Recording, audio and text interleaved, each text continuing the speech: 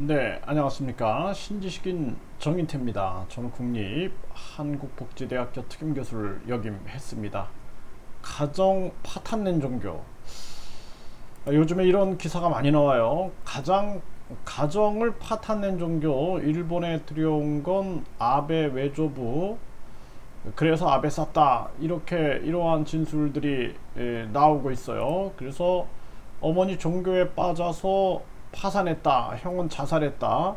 아베 총격범 불우한 가정사에 대해서 이렇게 얘기를 하고 있습니다. 네, 총격범의 진술, 아베 가정 파탄시킨 종교단체에 영상을 보냈다. 네, 이렇게 얘기를 하고 있습니다. 네, 일단은 저는 그렇게 생각을 합니다. 종교 때문에 가정이 파탄하는 경우가 상당히 많이 있어요. 그러니까 어떤 특정 종교를 떠나서 가장 소중한 것은 자신이에요. 자신. 종교나 이념이 아니에요. 가장 소중한 것은 자신이에요. 자신을 사랑해야 됩니다. 그러니까 자신을 빼앗기면 안 되는 거예요.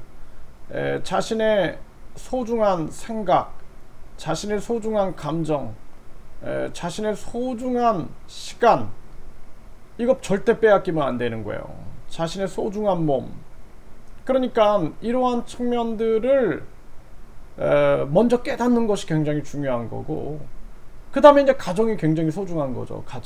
가정이 얼마나 중요합니까? 그래서 이 가정을 파탄낸 이 종교, 그러니까 종교는 가정을 행복하게 만들어야지, 그 가족들이 그 종교를 믿든 안 믿든 간에, 예를 들어서 뭐 남편은 기독교를 믿고 부인은 불교를 믿는다 할지라도 서로 가장 중요한 것은 자신이고 그리고 가정이다라는 생각을 해야 되는 겁니다. 그래서 우리가 살아가면서 진정한 나를 만나고 그리고 나를 사랑하는 게 굉장히 중요한 거고, 그 다음에 내 가정을 사랑하는 게 중요한 거예요. 그 소중한 가치, 그 가정에서 부모가 주는 마음이라든지 형제가 주는 마음이라든지 부부가 주는 마음이라든지 자녀가 주는 마음, 그것을 어디서도 흉내낼 수가 없는 거예요. 그렇기 때문에 이 가정이 파탄낸다든지 내 인생이 파탄난다든지 그러면은 종교는 그 본질을 상실하게 되는 것입니다. 그래서 모든 종교는 궁극적인 목적이 사람의 행복인 거예요. 사람의 행복과 인류의 행복, 그리고 세계 평화인 것입니다. 그렇지 않고 이념이나 종교의 교리에 빠져가지고 내 자신을 잃어버리고 내 가정을 잃어버리고 내 나라를 잃어버리고 한다라면은 이미 그것은 종교의 본질에서 벗어난 것이다. 따라서 우리는 종교의 자유가 있는 것도 그 자유를 가지고 있는 게 나예요. 그 사람인 거예요. 그 종교 때문에 종교의 자유가 있는 것이 아니라 그 개인 때문에 종교의 자유가 있다는 것을 깨달아야 된다는 것입니다.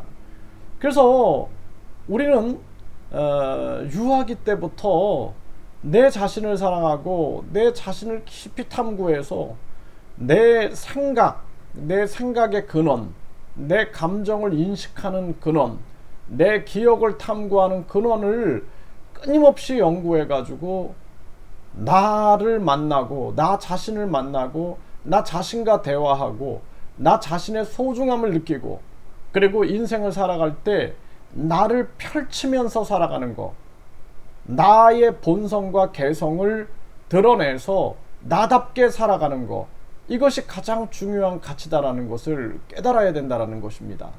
그래서 인간의 정신, 이 정신의 주권, 영혼의 주권, 이것을 내 자신이 가지고 있다라는 거. 그래서 인간이 가지고 있는 이 자유, 이 평등, 이러한 가치들, 이러한 부분들은 그야말로 가장 소중한 가치다. 그 어떤 것들하고도 비교할 수 없는 거예요. 그래서 사람은 나 자신이 가지고 있는 생각의 자유를 끊임없이 누려야 될 것이며, 그리고 내 자신이 그 어떤 가치하고도 대등하고 평등하다라는 거예요. 그렇기 때문에 우리가 내 자신이 어떠한 이념이나 교리에 종속되는 것이 아니라 모든 것이 평등한 것이고, 그리고 스스로 이 달걀을 깨고 나와서 깨닫듯이 깨달아야 된다라는 것입니다. 너무나 안타까운 거예요. 그래서 이 아베 전 총리가 사망한 것도 안타까운 사실이고, 또 이렇게 총격범이 된 이분의 삶도 안타까운 것이고, 그 가정도 안타까운 것이고, 참 안타깝다라는 생각을 합니다. 그래서 우리 국민들이 진정으로 자신을 만나서, 자기 스스로의 자신을 만나서 종교를 초월하고, 종교는 그냥 양심 실천과 사랑 실천, 그것이 끝이다라는 것을 깨달아야 돼요. 그래서 누군가를 신격화시켜서도 안 될 것이며, 우리가 어떤 사람들이 잘못을 저지르고도 전혀 양심의 가책을 느끼지 못할 때 우리는 하늘이 두렵지 않느냐라는 얘기를 해요.